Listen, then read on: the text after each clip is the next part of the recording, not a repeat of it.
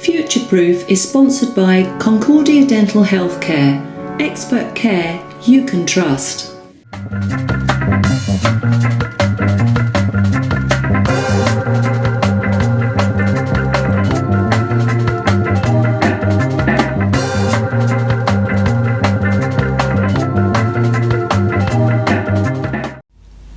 Hello and welcome to Future Proof, the business television programme that looks at the merits of emotional intelligence as we all think ahead to our future.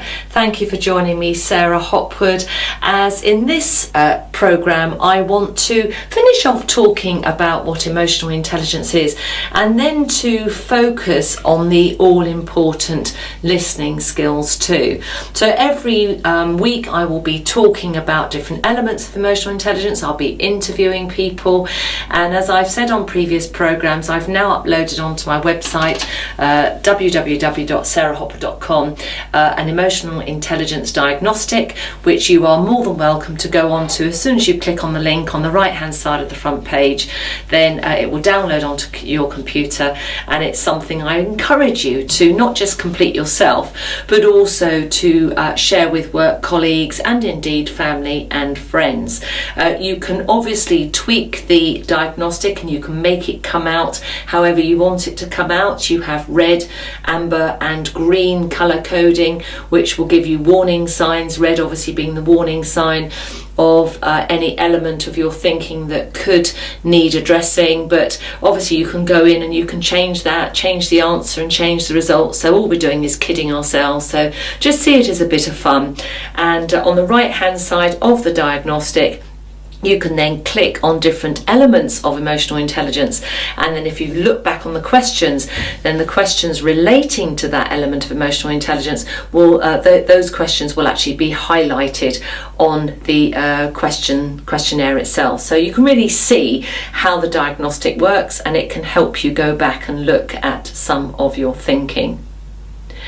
So previously I was talking about what emotional intelligence is. I was talking about self-awareness, and that's very much about being aware of who we are and also what our motivations are, and just being aware of ourselves as we move around and interrelate with other people, and knowing what our role is, if that's the right word, in that social situation, in that working situation, and to make sure that we show respect to other people, and as well as obviously showing respect to ourselves.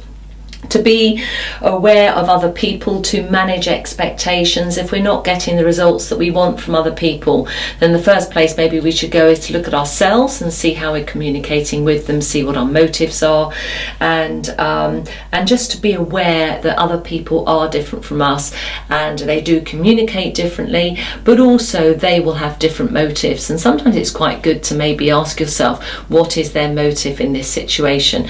So in a business setup, are they coming from a place of the greater good? Are they wanting to do everything in supporting the business as a whole, or is there indeed a selfish motive in here? And then you can just ask yourself, do I agree with this, or do I have a problem with what this motive could be? And never judge and damn them there and then investigate what your thoughts might be. Maybe draw on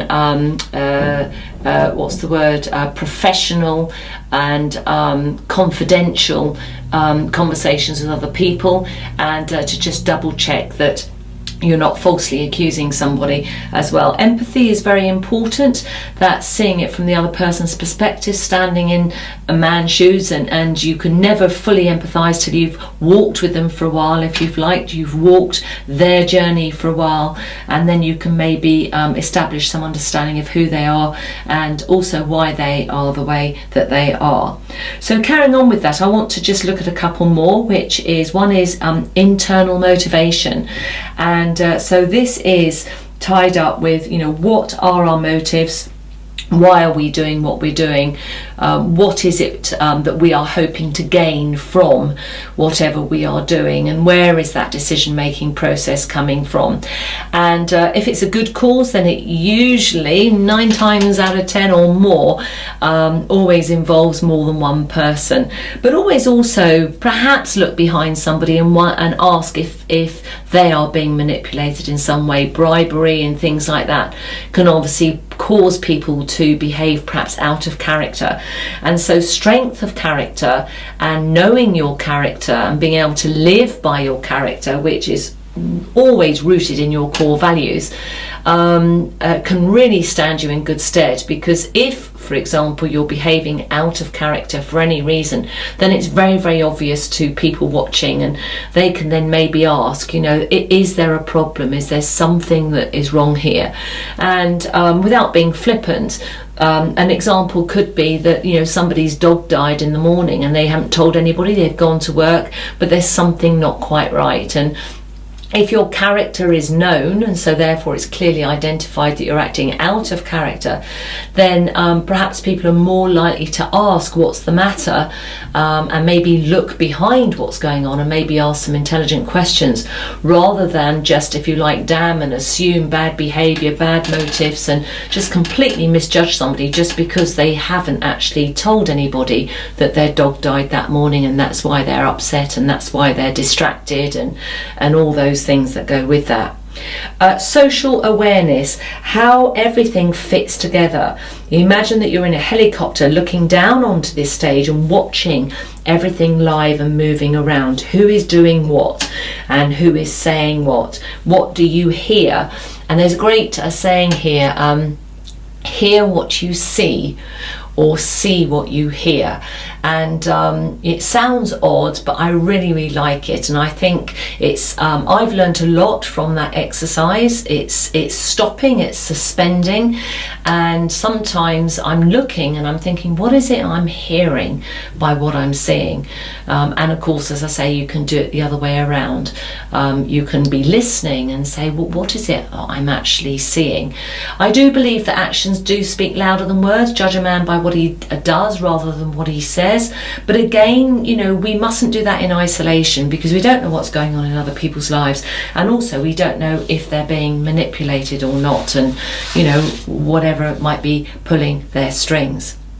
So another aspect of emotional intelligence is around listening, and it's what is known, say, out there around active listening.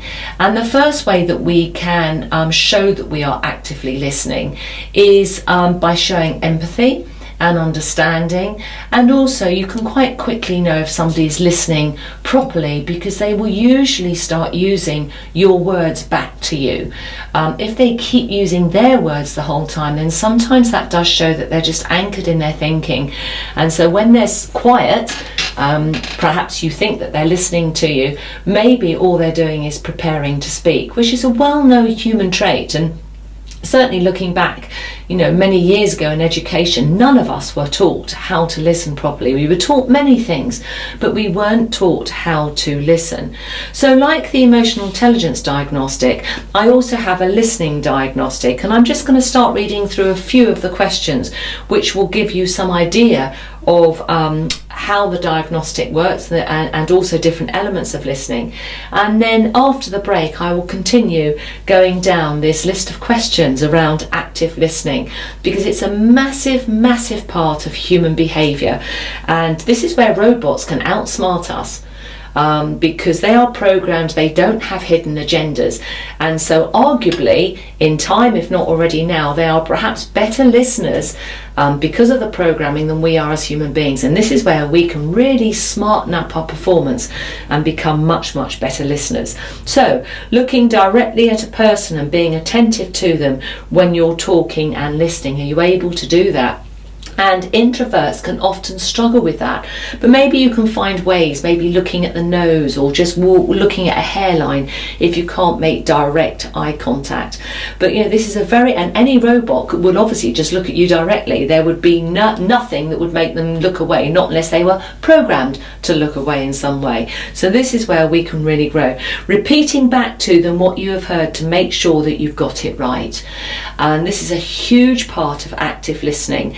And you know when you've been heard when somebody accurately repeats back what you've said to them. I'll continue this after the break.